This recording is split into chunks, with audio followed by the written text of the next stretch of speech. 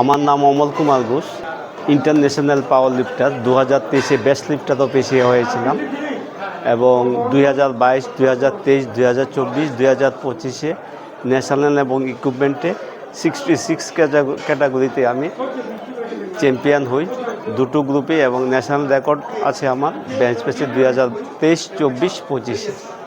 এখানে ইস্ট ইন্ডিয়ার যে খেলা হচ্ছে সেখানে আমাদের ত্রিপুরাতে 6 জন পার্টিসিপেন্ট ছিল। আমি ন্যাশনাল রেফারি এবং কোচ হিসাবে এখানে এসেছি।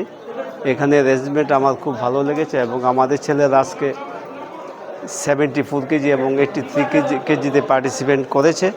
ওরা এখানে প্রচুর কম্পিটিশান হয়েছে, আমাদের ছেলেরা 4th পজিশন পেয়েছে। সেই জন্য নেক্সট টাইমে যাতে ভালো খেলা হয় সেই জন্য। এছাড়া আমাদের ত্রিপুরাতে আরও আরেকজন প্লেয়ার আছে আমার সাথে, অমরদীপ দেববর্মা। ও এশিয়ানে 4টা গোল পেয়েছিল 2023-এ।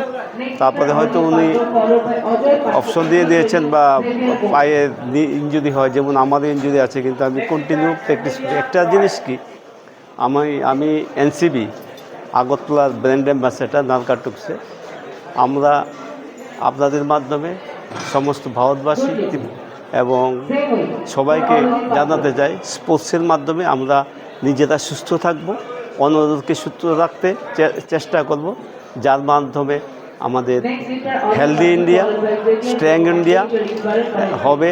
যাতে আজকে যদি আমি সুস্থ থাকি তাহলে আমাদের পাড়া সুস্থ থাকে, পাড়া যদি সুস্থ থাকে তাহলে একটা সমাজ সুস্থ থাকবে, সমাজ যদি সুস্থ থাকে তাহলে রাজ্য সুস্থ থাকবে, আর যদি রাজ্য সুস্থ থাকে তাহলে প্রত্যেকটি রাজ্য, তাহলে ভারত সুস্থ থাকবে। তাহলে আমরা আরও শক্তিশালী হয়ে আগামী দিন স্পোর্টসের মাধ্যমে নেশামুক্ত ভারত তৈরি করতে পারি।